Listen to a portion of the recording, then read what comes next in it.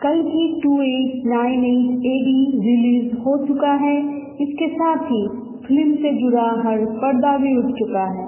इस वीडियो में सिर्फ स्टोरी डिस्कस करूंगी, इसलिए एंड तक जरूर देखिएगा। फिल्म की स्टार्टिंग ही महाभारत के युद्ध से शुरू होता है। युद्ध के लगभग एंड में अभिमन्यु की पत्नी उत्तरा के गर्भ में अश्वत्थामा ब्रह्मास्त्र से प्रहार करते हैं। फिर भगवान श्री कृष्ण पर भी प्रहार करने की कोशिश करते हैं और भगवान श्री कृष्ण उन्हें अमर होने का श्राप देते हैं और उनके माथे की मणि भी निकाल लेते हैं। अश्वत्थामा को उनकी गलती का एहसास होने पर भगवान जी कहते हैं, कलयुग के अंत में मेरे अवतार के जन्म लेने तक तुम्हें जीवित रहना है। जब अधर्म चरम सीमा में होगा, तुमने मेरे प्राण लेने का प्रयास किया, लेकिन कलयुग में मेरे अवतार की रक्षा तुम्हें करना होगा।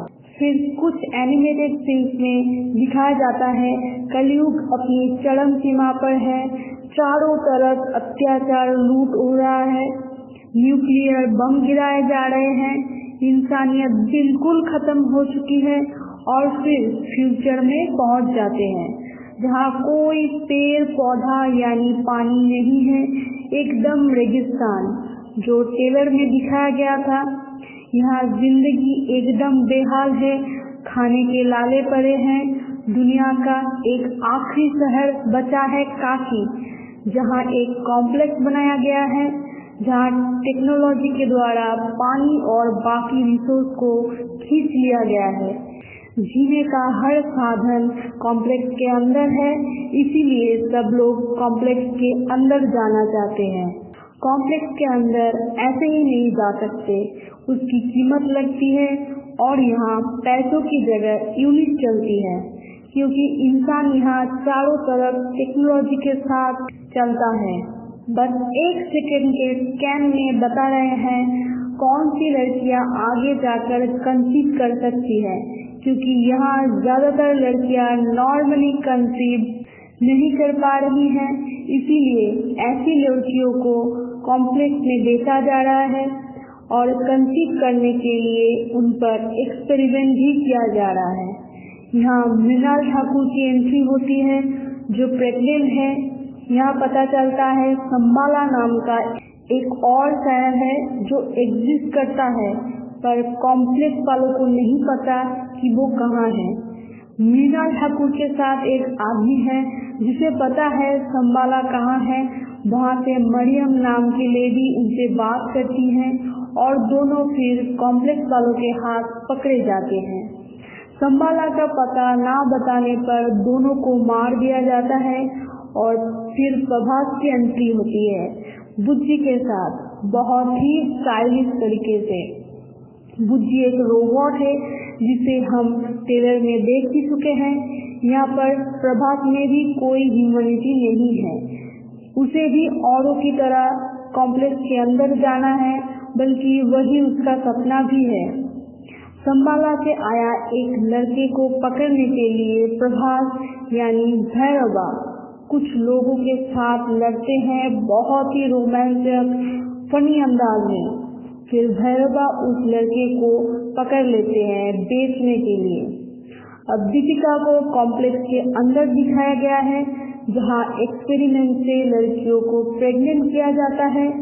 दीपिका कंसीव होने में नेगेटिव होने के कारण उसे बाकी प्रेग्नेंट लेडीज के देखरेख का काम दिया गया है। यहाँ प्रेग्नेंट लड़कियों के बच्चे के खून से एक सीरम बनाया जाता है और यहाँ के सो कॉल्ड भगवान सुप्रीम यासीन, जो कि एक 200 साल का बुजुर्ग है जिसका कैरेक्टर कमल हसन प्ले कर रहे हैं, उस सीरम को अपने शरीर में डालकर अपनी पावर को बढ़ाता है और जो लड़की फिर सर्वाइव नहीं कर पाती उसे आग में झोंक दिया जाता है। लैब का एक डॉक्टर उसे गलत सीरम देने पर सुप्रीम यासीन उसे मार डालता है। अब रोजी की एंट्री होती है एक्शन के साथ, जो दिशा पटनानी प्ले कर रही है, जिन्हें भैरवा बहुत पसंद करते हैं। उसकी मदद से भैरवा कॉम्प्लेक्स के अंदर जाते हैं और वहाँ की खूबसूरती देखते हैं। समुंदर, पेड़ पौधे, घोड़े, मतलब सही में असली दुनिया है वहाँ, जिसमें आज हम रह रहे हैं। वहाँ पार्टी हो रही है, मतलब जिसके पास पैसा यानी यूनिट है वो सुकून की जिंदगी जी रहे हैं। अब बताया जाता है दीपिका प्रेग्नेंट है 150 डेज से ज्यादा, जो किसी को नहीं पता क्योंकि उसका हर टेस्ट नेगेटिव आया है। लड़कियां बच्चों को 90 डेज से ज्यादा गर्भ में रख नहीं पा रही है, ज्यादा से ज्यादा 98 डेज तक। 158 डेज से ज्यादा कंसीव कर सके ऐसी लड़की ये लोग ढूंढ रहे हैं, जो एक्सपेरिमेंट सुप्रीम यासीन कर रहे हैं। दीपिका पकड़ी जाती है और उनके खून से एक बूंद सीरम निकल जाता है। तब और एक लड़की उसे कॉम्प्लेक्स के बाहर निकाल लाती है। यहाँ दीपिका को आग का सामना करना पड़ता है, पर आग दीपिका को छू भी नहीं पाती।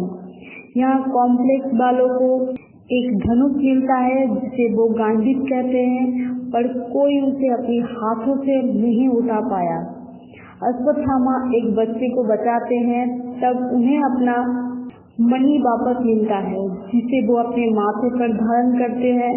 कुछ हलचल होने पर अश्वत्थामा को एहसास हो जाता है कि भगवान का अवतार आ चुका है। कुछ लोग दीपिका को बचाते हैं और तब उसे सुमति के नाम से जाना जाता है। उसे ढूंढने के लिए कॉम्प्लेक्स की तरफ से बहुत इनाम रखा जाता है, इसलिए प्रभास भी उन्हें ढूंढने लगते हैं। सुमति को बचाने अश्वत्थामा जाते हैं और उनका पावर तब देखने लायक होता है। एक साथ 6 लोगों को हाथ से उठा रहे हैं, बड़े बड़े मशीन गाड़ियों को तोड़ रहे हैं। प्रभास की बुद्धि रोबो कार को एक पैर से रोक दिया, उसके पुर्जों को निकाल दिया।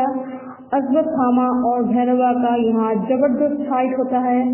यहाँ उनकी हाइट की बात करूंगी, जिसे 8 फीट से ज्यादा का बताया जा रहा है।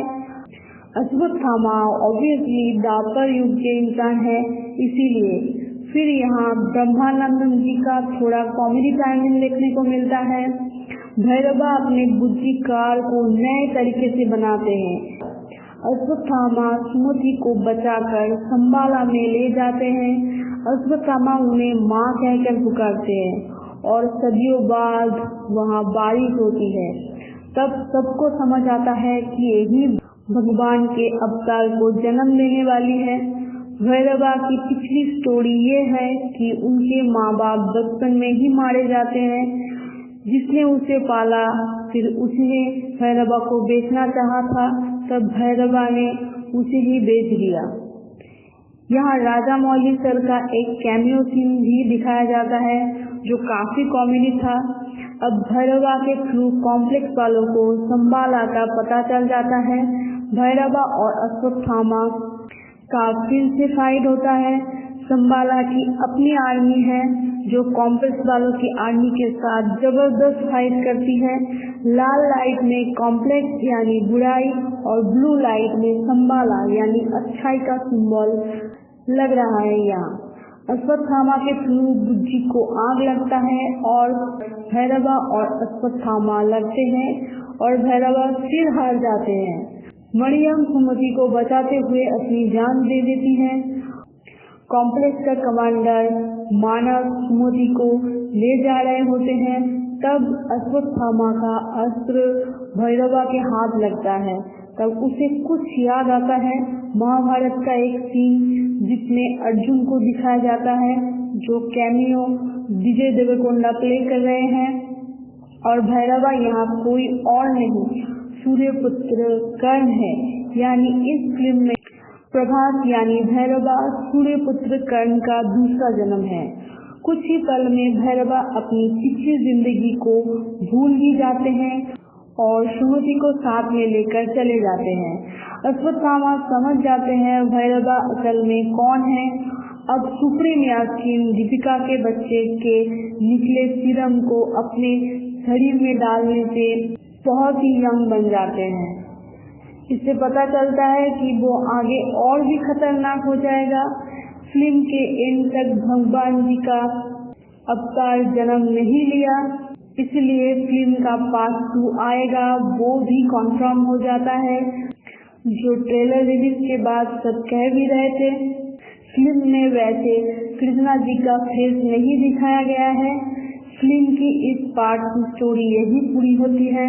डायरेक्टर नाग अश्विन ने माइथोलॉजी, टेक्नोलॉजी, वीएफएक्स और एक्शन को बहुत ही खूबसूरती से एक साथ कंबाइन किया है, जिसका श्रेय ऑब्वियसली नाग अश्विन को जाता है।